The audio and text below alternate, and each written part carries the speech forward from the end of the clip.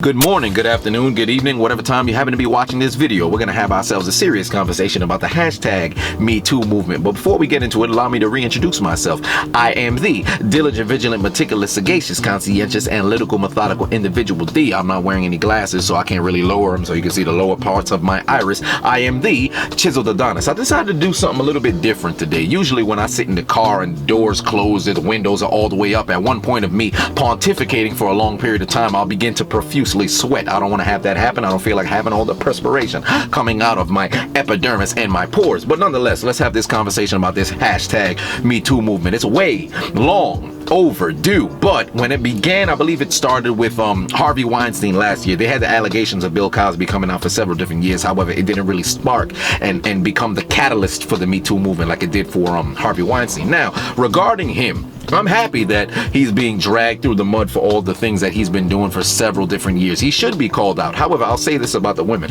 I have the utmost respect for the women who came out immediately like that and said, you know what, this was being done to me. I was being harassed. I was being assaulted, all those other stuff. And they came to the forefront and the media hopped behind them and, you know, they picked up momentum in their case against him. However, this is where I kind of draw the line. If you say this has been going on for 20 plus years, but you appeared in about 4 or 5 of his films, and thus becoming an A-list or B-list actor, you allowed this to go on in order to advance your career. So you pretty much enabled it happening. And this has happened in several different cases of these men being dragged through the mud during this #MeToo movement. Originally, it should have been, once this stuff happens, you come forward, you say this happened on the set, you stop it. What's the word? What's the phrase? Nip it in the bud? Something like that. That needs to happen immediately. I understand there's a whole lot of shame that's in it, or you don't want to come forward because you'll feel embarrassed. I understand that. However, you can't wait 21 years. You can't wait 10 years, 5 years to say this person rubbed my booty when I was on set and I didn't like it. The fact that you waited that long, not only did you stay silent for yourself, you also enabled him to believe that behavior was okay. I'm not victim blaming here. However, your silence must be called out as well. Now, let's look more into the other people who've been called out and why this movement has since transmogrified into a witch hunt. Let's look at what happened recently. We have Morgan Freeman, where they said, or I should say this one isolated woman said that he sexually harassed her with his statements during an interview. If you didn't see what she said, this is what she said. Carol, the impetus for this investigation was actually my own experience with Morgan Freeman at a junket last year for the movie Going in Style. Right when I walked into the room, he began making sexually suggestive comments to me. Now, as an entertainment reporter for over a decade, it was unlike anything I truly have ever experienced. One of those comments was caught on tape. In this comment that's on tape, he says to me, "Boy, do I wish I was there," while looking me up and down. I was 6 months pregnant at the time, and his co-stars Alan Arkin and Michael Caine were seated on either side of him and actually looked at him when he made this comment to me. Again, it was caught on tape, and take a note of Freeman's eyes in this clip. One time I congratulated the woman on being pregnant and she wasn't. And so I've never done it again. In 50 years, I've never done it. You've learned your lesson. I learned my lesson. Lord, do I wish I was there. This movie is...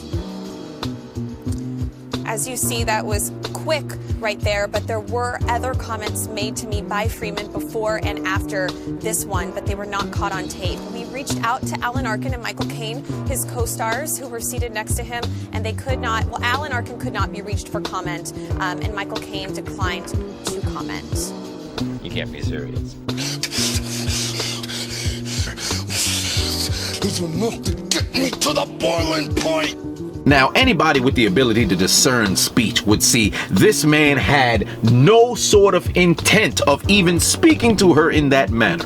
She took the words completely out of context, and my issue with this situation was she's able to get representation behind her, and you still have a convoy of individuals who go and push her message saying that this man was sexually harassing her, and she gets to fall under the moniker of the Me Too. You have other sort of cases like the Enzo Amore case, where you had this lady who lied in the past several times. Many people have said she's a pathological liar, where she said she lied on pregnancies in the past, and lo and behold, what she said, oh, she got raped by this man in the hotel room.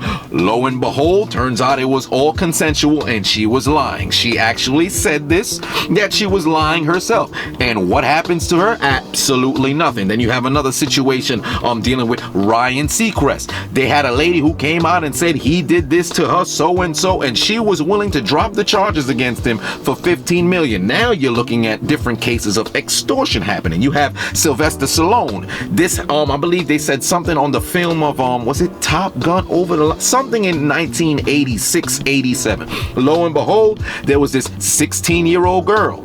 She said that she was 18. Now I don't know the full details of the story because I can't remember right now whether it was his hotel room or her hotel room, but she invited him up, or he invited her up, and they were full intentions to have sex, which they began doing. But Sylvester Stallone, I'm just assuming in the 80s, it ain't no fun if my man can't get some of the buns. So he hit up, I guess it was his manager or one of his people who was there. I don't know if it was his co-star or his manager, like, yo, let's tag team on that booty. And lo and behold, they tag team on that ass.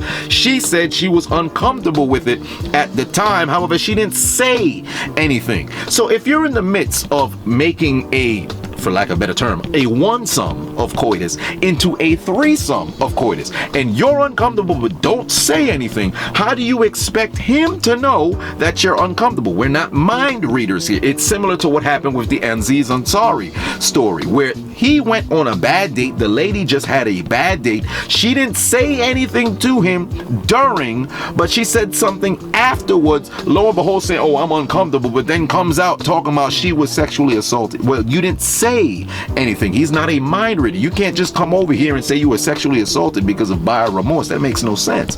That's like you going out, you sleeping with someone, you didn't enjoy your experience, so now you're coming out saying, oh, I was raped, I was assaulted. That's not the case. Look at what happened a couple weeks back.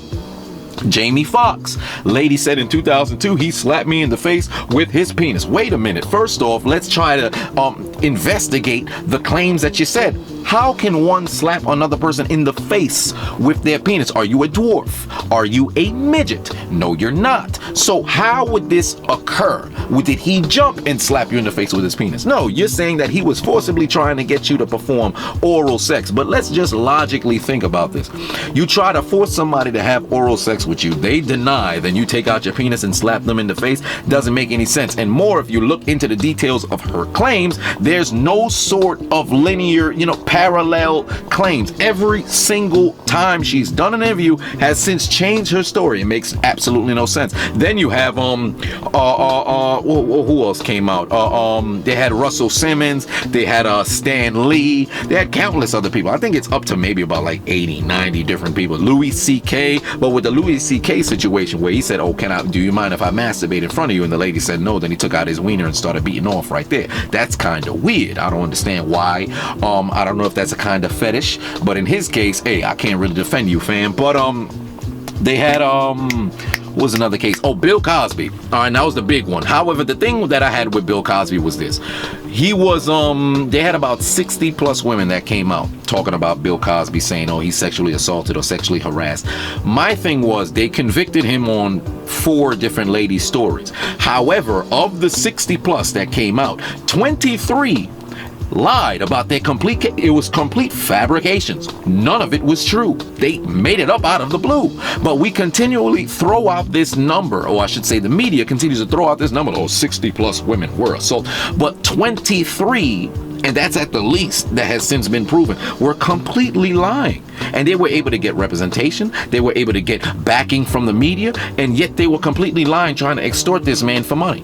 Ridiculous. We need to come up with some form of statute of limitations on these sort of accusations. I understand it's you got to tread lightly on a situation like this, because we can't get into the whole let's personalize the story and say, what if that was your daughter? What if that was your wife? What if that was your mother? If everybody's going to have their own sort of opinion on it. However, the truth is the truth. Lies are lies, bar none. You cannot dodge that. If somebody says this happened in 2001, you stay silent until 2018. Now you're trying to come forward with pretty much no evidence beside he said, she said, and you want the entire world to get behind you.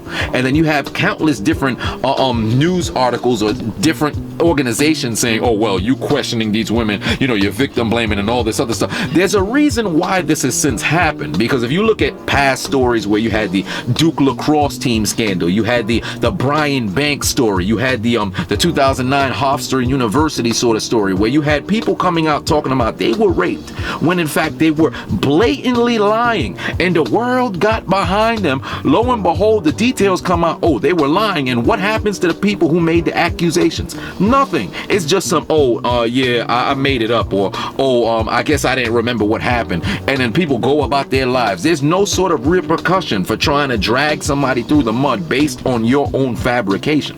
And that's one of my issues with this Me Too movement, why it's since changed. Earlier today, I was reading an article, and it was about Lucy Hale. She was an actor. I believe she played the role of Aria on Pretty Little Liars, and she said she too was sexually assaulted, but provided no details of what happened. She said she was taken advantage of when she was intoxicated, but provided absolutely no details. But we're supposed to take it as face value. This is one of the problems that I have, again, with how we go about these sort of situations, because I'll never forget when I was in college, I was in business law class, and they gave us an assignment, and they sent me this video. I'll probably put the link in the description if I'm able to find it. I'm going to search. If I can find it, I'll put it in the description, where two people went to a party, man and a woman went to a party. They're both underage, drunk as hell, ended up leaving, went somewhere, had sex, left. She said, oh, she was raped, all that other stuff, and then she felt, oh, well, nobody took it seriously, nobody took my story seriously because I wasn't able to consent because I was intoxicated. Let's just look at pure logic here, right?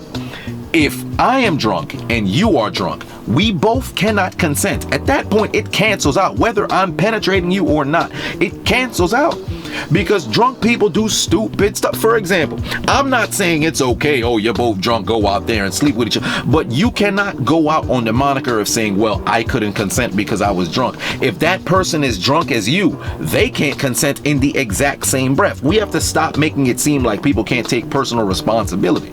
Because if you're underage, especially dealing with college, because when they talk about this 1 in 4 rape, 1 in 4 women are raped on college campuses, when you take into account the fact that everybody here is underage when they do these studies. I can't give an exact number, but let's just say you're underage. You're going to a party, you're drinking, you're already drinking irresponsibly, you get blackout drunk and you go out there. You can't just sit here and act as if you had nothing to do with the situation. Am I saying that what happened to you should have happened? Not at all, but however, we have to start with personal responsibility. In the case of Hollywood and what's going on in this Me Too movement, a lot of these people who are on these sets of these movies or allowing this stuff to happen, they're pretty much sacrificing their integrity in order to see an increase in their career. Because if a dude comes in here and offers you $10 million just to suck his penis for 22 minutes and then the money's gonna be deposited into your account, if you do it, do not come out in 10 years talking about, well, I was taking advantage of, this man with power came and threw this money in my face, but you took it. That's what the issue is in majority of these stories, especially dealing with the ladies who are coming out later on trying to extort these people or try to destroy their image. Because let's just look at it like this. Drake's father came out, and I don't even listen to Drake's music like that. I had no clue who the hell Drake's father was, but he said something that was very profound when he said to these ladies, do not go to these hotel rooms. And I've seen it several different times. I even said it when my Waste Her Time 2018 videos. If I'm inviting you to my house, I have one thing on my mind. Do not come over here. It's similar to what happened with the Future and that girl, that IG model that he ended up trying to fly out to come see him. She thought he was just gonna fly her out to chill. No, what am I flying you out to chill for? I don't want to hang out with you. I want to sleep with you. It's if a guy invites you back to his hotel room, we're not going there to literally watch Netflix and chill. I'm trying to penetrate. They're trying to penetrate. On the side of the women, do not go there. On the side of the dudes, you might as well not even try to engage in conversation with people like this, because it's not going to turn out well for you.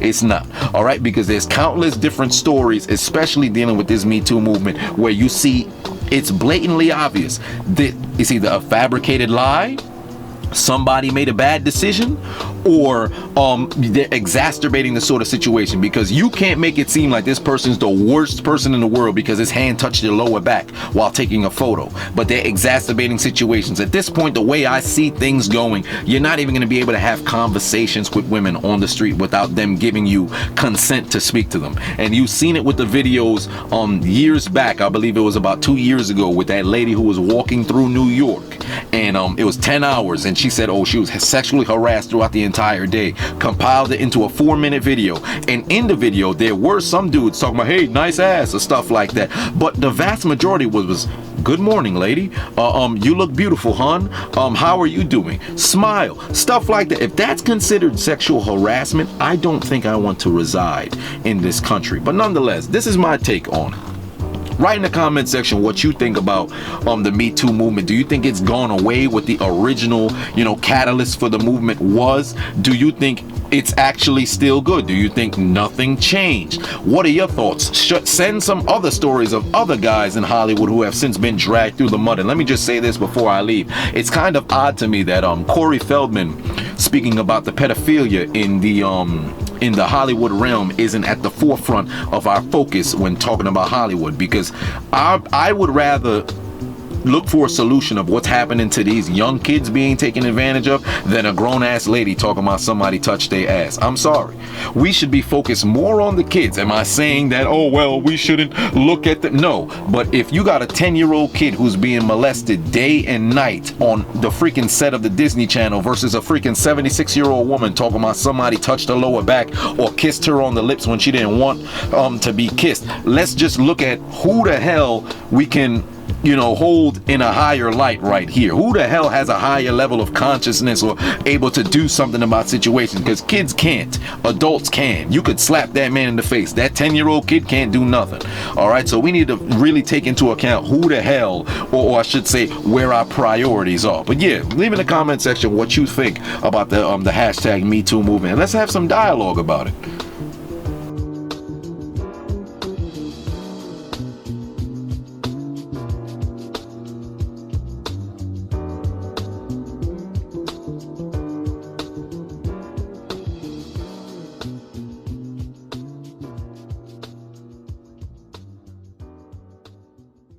What the hell wrong with them? What's wrong with them? What's wrong with it? So what's on?